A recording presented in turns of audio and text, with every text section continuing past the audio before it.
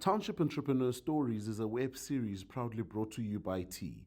We profile small businesses nationwide that are providing services and products ekasi. Hi, my name is Alexis Mofolo, owner founder of Rose Republic and licensed to chill and OVI clothing manufacturers.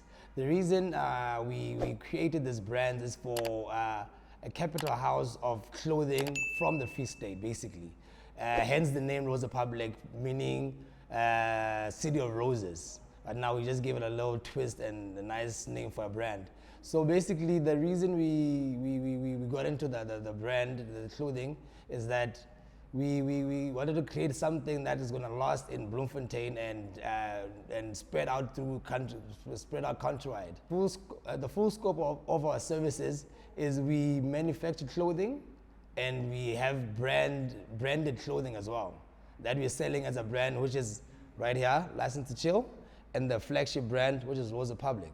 The multiple ways you can get a hold of us is through basically using the hashtag Rose Republic on any social media platform, and you can reach us on www.roserepublic.co.za.